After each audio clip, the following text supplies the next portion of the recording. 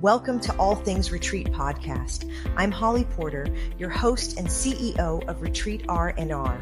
With over 25 years of experience in designing transformative retreats, I'm here to share insights and inspiration to help you create extraordinary experiences. Whether you're a pro or just starting out, you'll find valuable ideas here. Enjoy the ride. Let's dive in.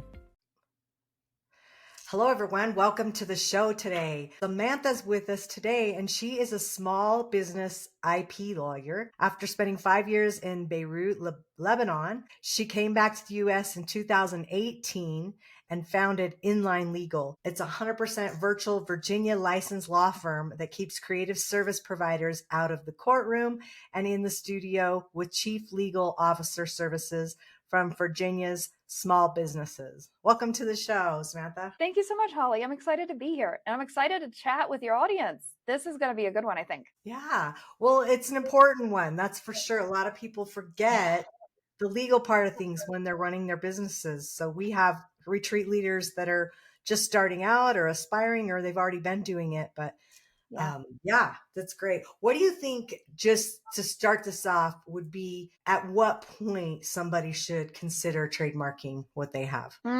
So let's talk really quickly about what a trademark is and what it does to figure out when it makes sense for you to do that, right? Sure.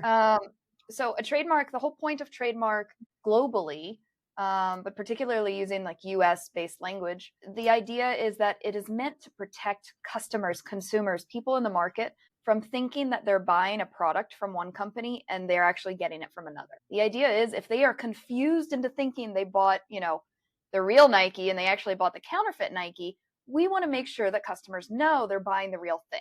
That integrity, that reputation that you've built with your brand, with the events that you're hosting, whatever other side programs go along with your retreats. A lot of retreat hosts aren't doing just retreats, right? They're doing multiple things. Right. We want to make sure that your customers know it's coming from you. What does that normally look like? It normally looks like the name of your business, the name of the retreat, the name of the conference, the name of the event, whoever's hosting it, right? Okay. You could have a magical intuition retreat by Magical Retreats. Magical Retreats is the one hosting it. That is the brand. That's the identifier of the retreat. So that's normally what we would be protecting. Okay. Makes sense? So if you have a really clever name to your retreat and you don't want anyone else to use it, that's when you would trademark, right? Well, so it's not just whether you have a clever name or not, although that's definitely part of it. There's a moment when first you want to make sure that you're not stealing somebody else's name. Because if you are, even accidentally, right? So there's a limited amount of words in the English language. So coming up with, cool names is going to be harder the more people get into this business. And it's a growing industry, which is really exciting. But it does mean that coming up with totally unique names, unless you're making up new words, which I highly recommend because that's much more trademarkable, is going to make it harder and harder. And we don't let people in the US Patent and Trademark Office register trademarks for names that are totally descriptive of what it is that you're selling, because we don't want to prevent somebody else selling the same thing from being able to use that word, because that's not fair to the market, to the industry. Right. Okay. Yeah, that makes total sense. So your firm, how does it work? Do you hire you by the hour to do this, or are you a flat rate? How do you do trademarks? So the way that we do trademarks is every application takes about, depending on if it's an easy one or a harder one, anywhere from 9 months to 2 years. Wow. So this is a really long process. And we don't think that businesses, look, there's ups and downs in businesses, right? Yeah. Your cash flow might be really great one day. It might be really bad the next month because you've just booked everything for your retreat and paid everything before the money started coming in, right? Yeah. We don't want to be following up with people saying we can't move forward with the next step because we've got an hourly billing. So we do a flat fee for the core part of the trademark process that absolutely everybody's going to go through. Okay, so rest assured, listeners, I think I'm right on this. So verify this for me, Samantha. Go on. If you've been hired and you're working on that, you're saying 9 months to 2 years. 9 months. What happened? Is that reserved if you've already filed and you're even in that waiting period? Is that name, nobody else can come out from under you and steal it, right? If you got it, like in the works? Oh, like all things legal, I'm going to give you an answer that unfortunately isn't crazy clear. And the answer is it depends. Okay. If somebody's using the name first, theoretically, they have the right to fight you regardless of when you filed. Oh, But they're going to okay. have to spend a lot of time, a lot of legal fees, tens of thousands of dollars likely to do that. When Yeah. you actually have the registration after that 9 months or 2 years, the default assumption is that that name is yours and you're the one that gets to send the nasty lawyer letters instead of receiving them and defending against them. It's a lot Right. cheaper and a lot easier. Yeah. True. Okay. Yeah. That's true. Well, tell us about, is there some laws about retreats that we should know about? Oh, goodness. Like anything, there are hundreds of laws because the US has a very complicated system. And it depends also where you're hosting your retreat. So, starting off, within the United States, of course, you're going to want your own entity, your own business company, right? Whether that be an LLC or a corporation. Starting point, a sole proprietorship, if you've heard this terminology online, is not a registered company. You have no separation between your personal assets, your house, your car, your bank account, and somebody suing you over something going wrong on the retreat if you have what people call a sole proprietorship. There's no separation there. So, A, go get that regardless of whatever state you're in. And then start looking at, because a couple states, thinking of Florida especially, have really strict rules around what qualifies as being a travel agent. And retreats, unfortunately, can move into this space of travel agents. And if you don't have that registration in that state or you're operating there, right? Even if you're in a state that doesn't care that you're doing this and you have the retreat in Florida, Florida can get real pissy real quick about the fact that you're operating, you're providing housing, you're providing transportation, you're arranging these things for other people. So Right. be very mindful of where it is that you're operating from and where it is that you're hosting your retreat. This includes if you've gone international. Bali is notorious, and a lot of folks are trying to go to Bali now. Yeah. Bali is notorious for wanting to have business licenses, even if you're only operating there as a business for a week. Okay. But that part is probably pretty inexpensive, I would think, wouldn't it be? To do Bali just specifically? to get the business license. I'm just Yeah, curious. it's not unreasonable. And especially if you're taking people to Bali, you should be charging plenty enough money to make that reasonable in your cost Absolutely. analysis. Yeah. Yeah. Well, when we talk about trademark, a lot of times you hear the word IP, intellectual Sure. property. Let's talk about that for a minute too. What's the differences? Yeah. So intellectual property is actually it comes up, it's three different things that we hear about. And in the online community, these things are really, people use them interchangeably, Yeah. which I'm glad there's discussion about them, but that doesn't mean there's a good understanding of what it is and what it is you're creating and how to protect it.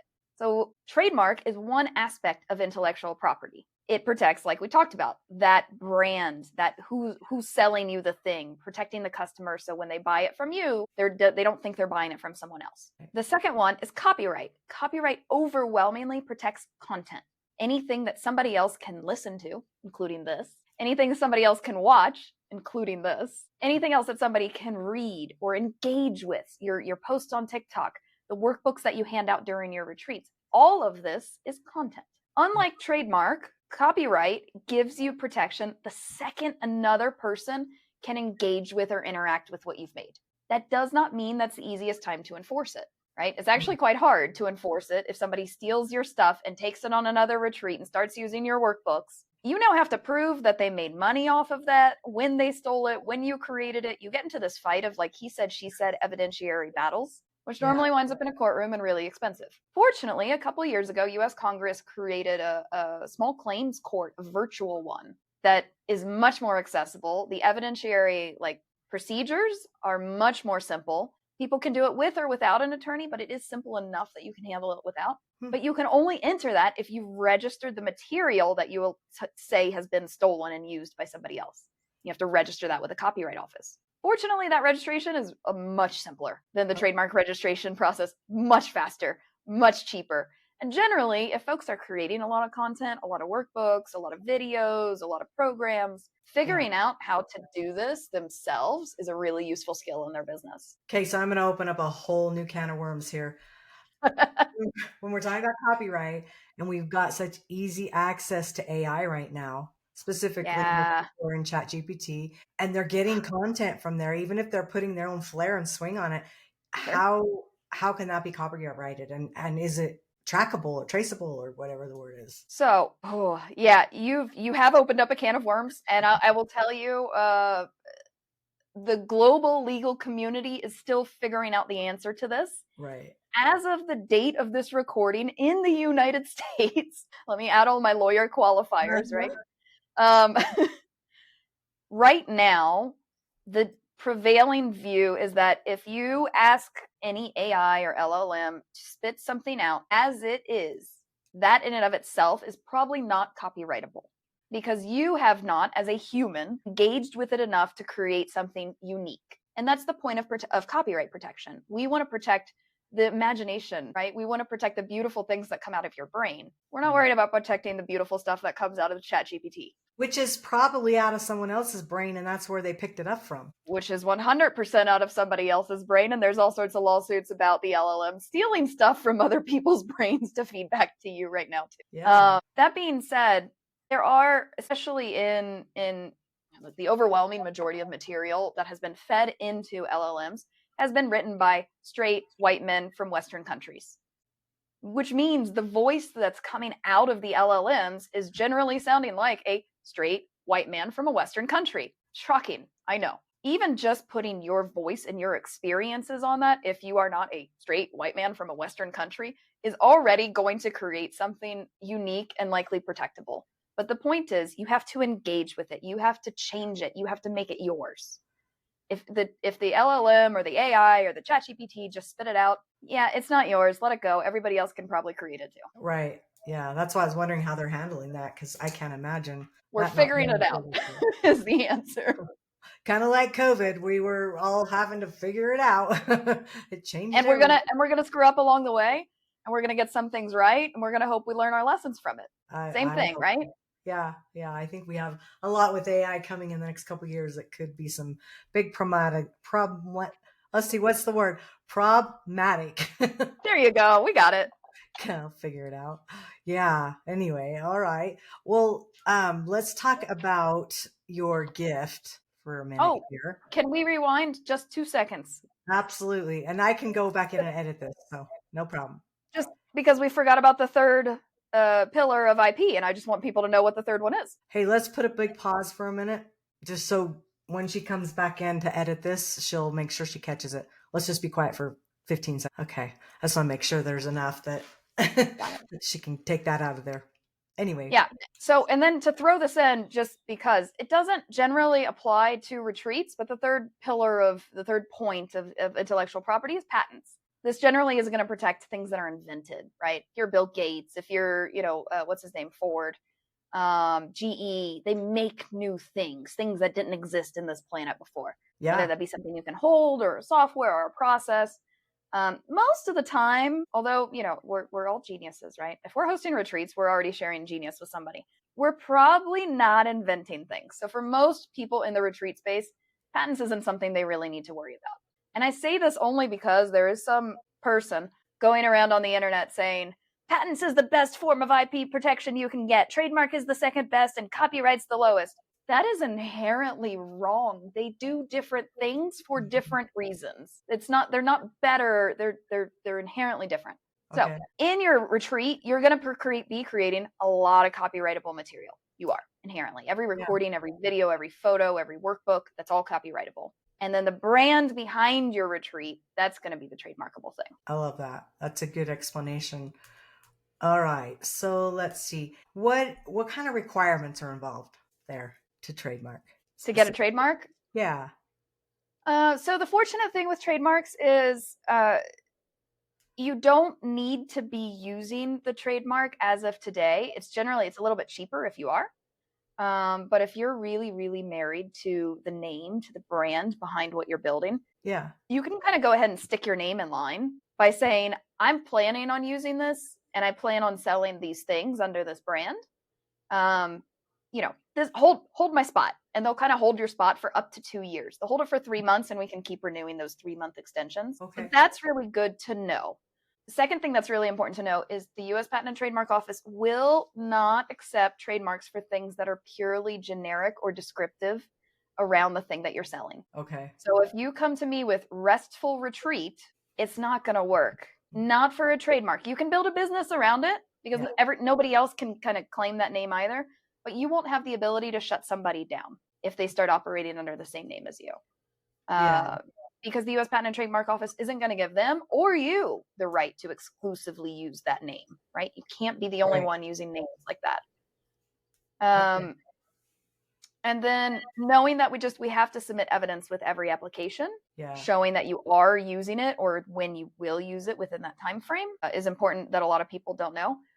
And most importantly, we cannot protect that version of the name. Well, you can, I guess, if you've picked every category, but the way that the US Patent and Trademark Office works is you have to choose the categories that you want to protect your brand in. Okay. Why? Because Restful as a brand is totally descriptive of retreats, and we're not going to let that happen. Yeah. But if I say Restful, I don't know, I'm looking around, rugs, that's not descriptive of my rug. I can definitely sell rugs under that name, but I don't want to prevent somebody who wants to sell Restful rugs from existing and being the only person that can sell rugs under Restful because you exist under Restful retreats. So we have to claim each category, and each one of those categories is fees paid to the US Patent and Trademark Office. Right. Okay. And weirdly enough, digital and paper notebooks are different categories. So working with a trademark attorney to understand that is going to help you get the most bang for your buck on a single application. Well, and I was even thinking, wouldn't a different trademark be your logo, and then another one would be your name, and maybe your swish or whatever you use? Those are all separate, right? Yeah. So Nike, perfect example. Yeah. Nike is trademarked.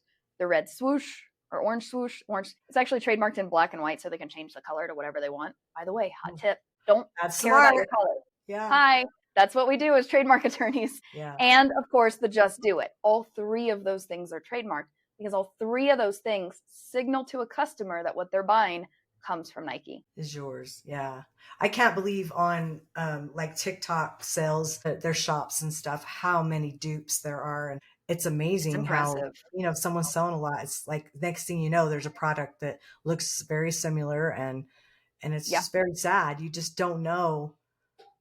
Sometimes, how do you know? Sometimes, I guess, is what I'm saying. Well, but this is also the point of trademark existing, right? It is brand protection. It's your ability to fight against counterfeit in a world where dupes can pop up so quickly.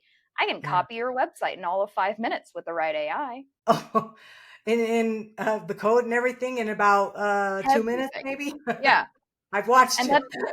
And that's only going to speed up, which means reputations and brand are going to become that much more important, because that's how your customers, that's how your retreat attendees, that's how your future team members come to identify and know something that they're engaging with comes from you. Yeah, 100%. Okay, now let's talk about your quiz gift that you have. Looks like it's what if a trademark makes sense to you? Do you want to tell us about it? Absolutely. So something that I found in the years that I've been doing this is we get a lot of folks who, frankly, they're scared to talk to a lawyer because they don't have the knowledge, because they didn't go to law school, about what it is they even need or what makes sense in their business, and they're afraid of what that's going to cost them. Right. My industry is notoriously expensive, and I get it, and I'm sorry. I don't know. I'm trying to fix it in my small corner of the world. In light of that, what we've done is we've put together this quiz that walks you through whether a trademark even makes sense for you and your plans for your business as it is, because it doesn't make sense for everybody. And there's different points when your visibility is much higher, when you're doing riskier things, where it starts making a lot more sense to do it, right? Or if you're really married to the name and you have no intention of ever changing it, no matter what anybody tells you, where these things become not just, oh, that's something we should do one day, to things we should have done yesterday, right? So we have a quiz that walks you through where you're at in that process. And then if it's a yes, the quiz continues on to tell you whether your name signals in a general way, whether it's unique enough that the US Patent and Trademark Office would probably let it go through, or whether it's like completely descriptive. And if you want the trademark, if you have plans for licensing or expanding, letting people use your brand to sell things in your name, then you probably need to rebrand. But we'll tell you those things in this quiz. It takes all of 15 minutes. You can do it in your underwear. You can do it watching Netflix. You do not have to find a time on a lawyer's calendar and try to explain this. And it's not written in legalese. It's written in plain, simple English. So it should be understandable and easy to go through. And, there's ridiculous gifts in there and stuff like that too. So I'm that's trying to great. make it more accessible. Well, I think I'm excited to check that out myself, actually. Please. We'll put it in the show notes below. So if you're driving or walking, listening to this right now, you can come back and grab them and grab that link. We'll put all our Samantha's social media links there. And do you want to leave one last thought with our listeners today? Oh, the one about, just adding your own voice. I think that one was already pretty good, but I think for today, retreats can exist for a lot of reasons. And the transformation that you're providing to anyone who's attending your retreat is really what you're selling, right? If you're just selling the destination, you are more of a travel agent. Yeah. But I know the people listening to this show are not that. They're seeking knowledge to make their events better, to provide better transformations for their attendees. And the best transformation you can provide them is going to come from a strong foundation, knowing that you've done everything in your end to create space for you to think about the luxuries and no longer just the foundations. Having help, having backup plans, having strong contracts. If your brand is something you want to protect, having that protected, right? Having the right team in place, not just from my side, from a bunch of other people, is going to allow you to focus on the transformation rather than the potential issues that are going to come. I love it. Well, thank you for all the golden nuggets today. I hope all of you can take some of these tips and consider what you have and go take the quiz. Thank you. Bye. Thanks for joining us on this episode of All Things Retreat. We hope you're leaving with new ideas, fresh inspiration, and the motivation to take your retreats to the next level. Don't forget to subscribe and leave us a review. It helps us grow and reach more retreat leaders like you. And if you have any questions, topics you'd like us to cover, or just want to say hello, send us an email at info@weretreatrnr.com. Follow us on social media to stay connected and catch all the latest updates. Until next time, remember, great retreats start with great intentions. Let's make them extraordinary, one step at a time. Thinking about hosting a retreat? Before you dive in, let's make sure you're really ready. Grab your free Are You Retreat Ready checklist and find out if you've got everything in place from your purpose and pricing to your audience and agenda. Don't guess. Get clear. This quick checklist will show you exactly where you stand and what you need to make your retreat a success. Click the link below in the show notes to grab your gift and take the first step toward hosting with confidence.